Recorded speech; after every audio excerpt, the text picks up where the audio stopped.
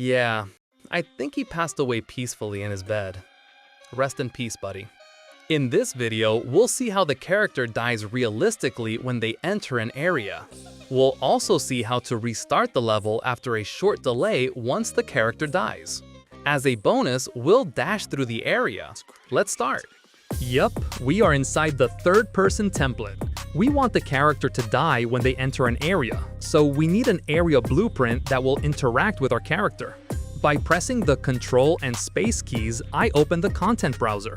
I create a blueprint by choosing right-click, Blueprint Class, Actor Blueprint.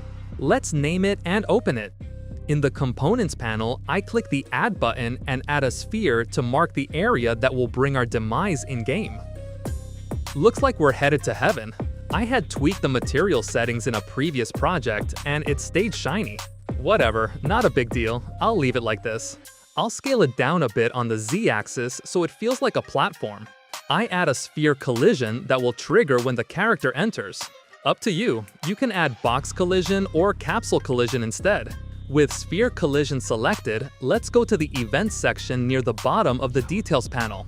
We want it to trigger when we enter, so which event will we pick? Of course, on Component Begin Overlap, I click the plus icon next to it and it adds our trigger node into the event graph. From its output pin, I use a Cast2 node to access our character's data so the area knows who entered. Connect the other actor and object pins. From the Cast2 output pin, I call a Set Simulate Physics node. The target pin should connect to the character reference pin on Cast2. I set the simulate value to true. From the output pin, I call the Set Collision Enabled function.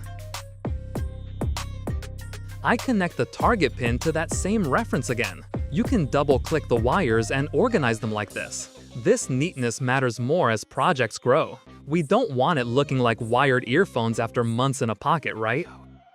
Set New Type to Physics Only.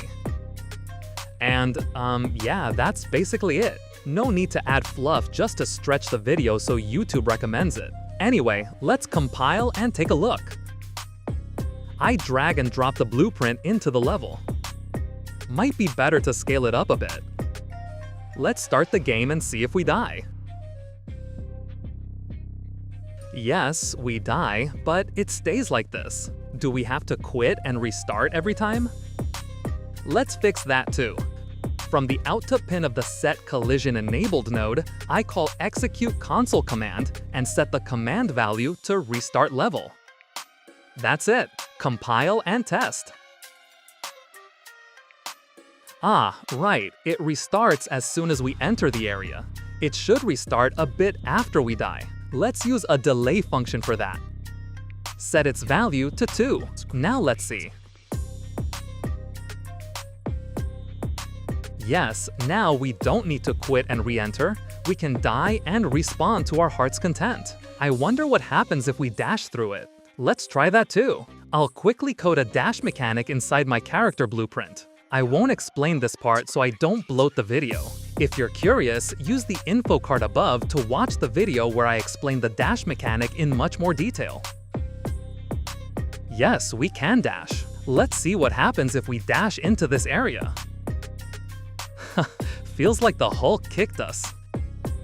You probably get the idea now. We set up this realistic death mechanic to trigger when passing through an area, but once you grasp the logic, you can adapt it to other things. For example, you can die this way when a bullet hits, or if you fail to reach a location within a time limit.